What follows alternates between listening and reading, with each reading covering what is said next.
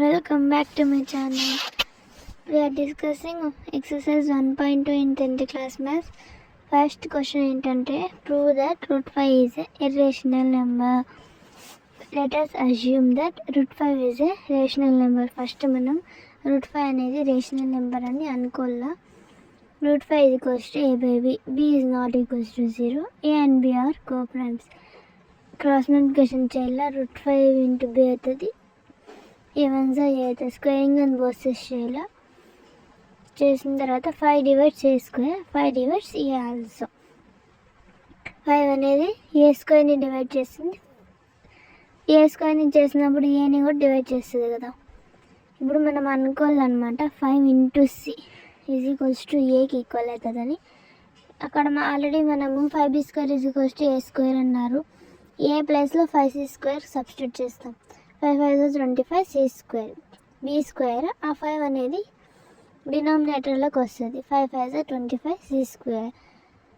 ఇంకా క్యాన్సిలేషన్ అయ్యి B square is equals to 5c square. ఇప్పుడు 5 divides B square, 5 divides B also. This One and from our 1 and 2 assumption of A and B are co-primes. It is easy question. We can easily solve all questions like this in this method only. So our assumption that root 5 is a rational number is wrong. We assumed in first step root 5 is a rational number. That assumption is wrong. Root 5 is a irrational number. Practice like these questions, root 2, root 3 and so on. You can easily score good marks in this problem. We can score good marks. It is very easy to understand and easy to write this question.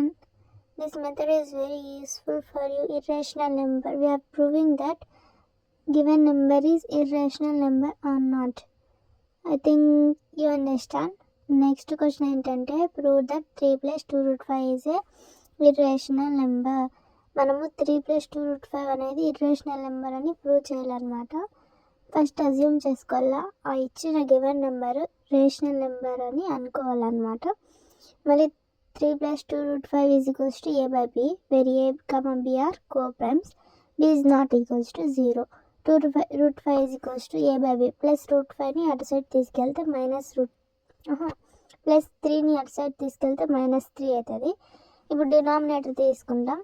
Since a, b are integers, a minus 3b by 2b is a rational number, and so root 5 is a rational, but this contradicts the fact that root 5 is a irrational number. Hence our assumption, మనం అనుకున్నాం కదా root 5 is a rational number అని. 3 plus 2 root 5, that is wrong. మీకు చెప్పడం మర్చిపోయినాను. ఇదే మన first చాప్టర్తో ఈ వీడియోతో ఫస్ట్ చాప్టర్ కంప్లీట్ అయిపోతుంది గైస్. మీరు ఈ క్వశ్చన్ బాగా అర్థం చేసుకుంటారని అనుకుంటున్నాను. అంతా సేమ్ మెథడ్, జస్ట్ కొంచెం చేంజ్ అవుతుంది. అది ప్రాక్టీస్ చేయండి. ఇలాంటి మెథడ్స్ చాలా ఈజీగా ఉంటుంది. ఈ ఎక్సర్సైజ్ 1.2లో ఓన్లీ 3 క్వశ్చన్స్ మాత్రమే ఇచ్చినారు. దాంట్లో ఇప్పుడు మనం థర్డ్ వన్ చేద్దాం. Prove that the following are irrational. First 3 numbers ఇచ్చినారు. 1/√2, 7√5, 6+√2. అవన్నీ ఇర్రేషనల్ నెంబర్ అని మనం ప్రూవ్ చేయాలన్నమాట. ఫస్ట్ క్వశ్చన్ని సేమ్ ముందు చేసిన క్వశ్చన్స్ లాగే ఉంటాయి. అన్నీ సేమ్ టు సేమ్ క్వశ్చన్స్. 1/√2ని ఏమనుకోవాలా, ఫస్ట్ అజ్యూమ్ చేసుకోవాలి అది రేషనల్ నెంబర్ అని. మళ్ళీ దానికి A is equals to A by B, అది ఏ బై బికి ఈక్వల్ అని అనుకోవాలా.